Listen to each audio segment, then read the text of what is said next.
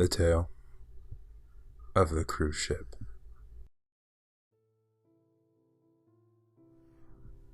A few years ago, I booked a holiday on a cruise ship. I was staying in cabin 105.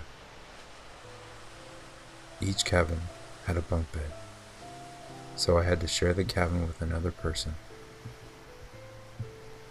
I never met my roommate, but I saw his suitcase sitting next to the wardrobe. The cabin was quite small, but the bed was comfortable. The only thing I could complain about was the dreadful stench of damp that hung in the air. That night, when we set sail, I was tired, so I went to bed early and chose the bottom bunk. In the middle of the night, I was suddenly awakened by a loud noise. I heard a groan coming from the bunk above me, so I assumed that my roommate must have come into the cabin while I was asleep. I couldn't see anything in the darkness. I heard him unlocking the door, and then I heard his footsteps running down the corridor. He left the door open behind him, and it swung on its hinges as the ship rolled onto the waves. I got up to shut it, then groped my way back to my bed in the darkness and went to sleep again. When I woke up in the morning, the sea was very rough, and the cruise ship was rolling back and forth on the waves. The damp smell was still in the room, and it was extremely cold. The porthole was hanging open, and I had to get up to shut it. The curtains of the top bunk were closed, so I assumed my roommate was still asleep. I got dressed and went up on deck. When I found one of the stewards, I complained about how cold and damp my cabin was. "Which cabin are you staying in?" he asked. "Cabin 105, I replied.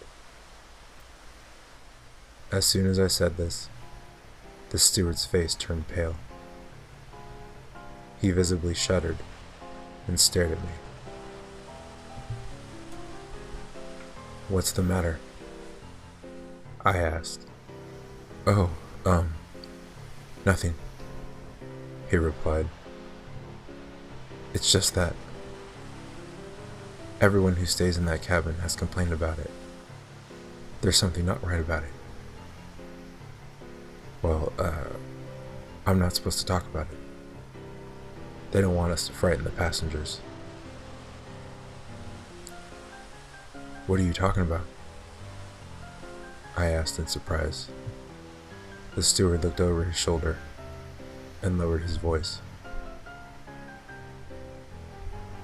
"I don't want to lose my job," he whispered. "But I thought you should know.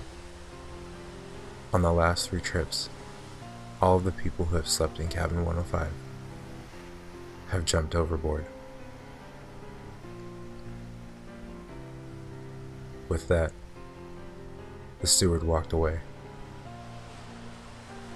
I wasn't sure if I should take him seriously. When I was eating breakfast, the captain came down to see me.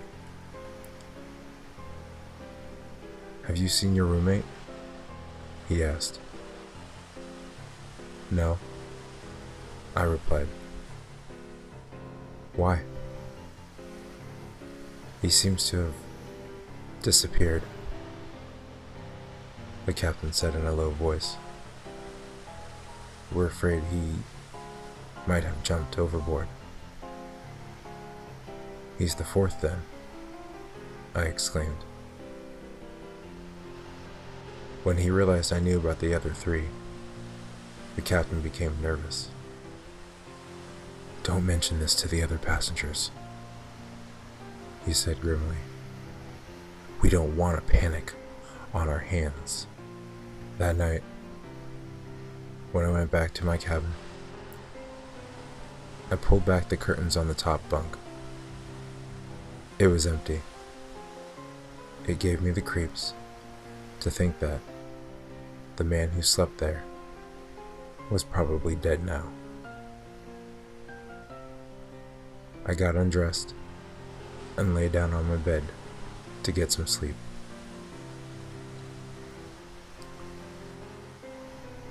In the middle of the night, I was awoken by a banging noise. It was freezing cold. The porthole was wide open again, and it was banging against the wall. I got out of bed to close the porthole, but just then, I distinctly heard something moving behind me in the top bunk. I turned to look, but it was too dark to see anything. Then, I heard a faint groan, and the blood almost froze in my veins. Something was there. Overcoming my fear, I ran across to the top bunk, pulled open the curtains, and felt around inside. To my horror, my hands felt something there. Something wet and icy cold. Something that smelled horribly of rotting seaweed. All of a sudden, the thing sprang at me. It was like a clammy mass of ooze, heavy and wet, but incredibly strong. I fell backwards, and in an instant, the door opened, and the thing flew out. I rushed out after it, but the corridor was dimly lit, and I couldn't see anything there. I was very frightened, so I went back into my cabin and turned on the lights. The top bunk was completely drenched with seawater, and the whole place stank of rotting seaweed. I was too nervous to go back to sleep, so I went up on deck to get some fresh air and clear my head. The captain was there, and I tried to tell him about the night's events. "I've never been so scared in my life," I said. "I think my cabin is haunted." "Nonsense," the captain said. "Just to prove it to you, tomorrow night, I'll share the cabin with you. Then we'll see what happens. I'm sure there's a rational explanation." The next night, the captain met me outside my cabin. We went in, and he locked the door behind us. "Now, nothing can get in or out," he said. We searched the cabin to make sure it was empty. Then, the captain sat down on a chair in front of the door, and I sat on the edge of the bottom bunk. He took out a bottle of whiskey and offered me a drink. "The first time it happened was a month ago," he said. "The passenger who stayed in this cabin was a mental patient. He escaped from the lunatic asylum and bought a ticket on this cruise ship. Maybe he was planning to kill himself. Who knows what goes on in the minds of these lunatics? In the middle of the night, he threw himself overboard. Just then, he stopped and stared at the porthole. I stared at it too. The bolt that held it closed seemed like it was turning ever so slowly. We both gasped. All of a sudden, the lights went out.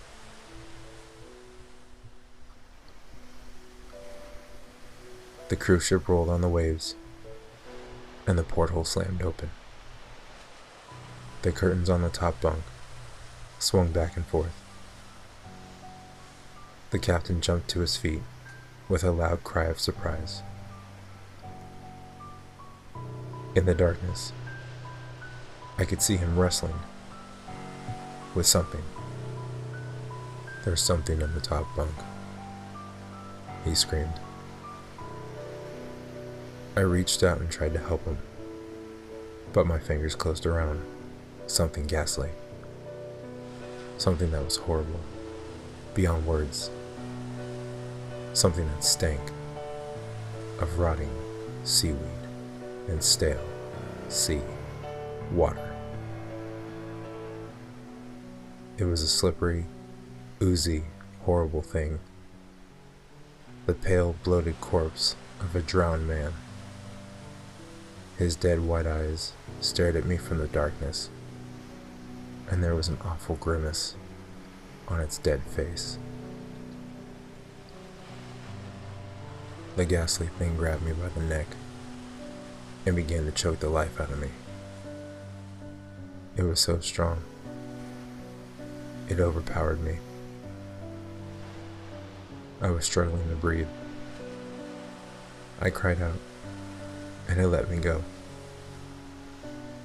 The thing sprang across me and threw itself on the captain, and he fell backwards with a cry of horror. The thing paused for an instant, crawling over him, and then it vanished through the porthole. I helped the captain to his feet, and we both staggered out of the cabin.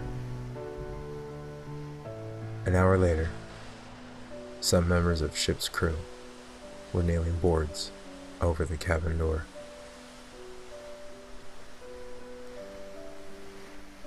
To this day, the cabin is blocked off, and no passenger has ever been allowed to stay the night there again. As far as I know, Cabin 105 is still haunted by that ghastly, dead thing.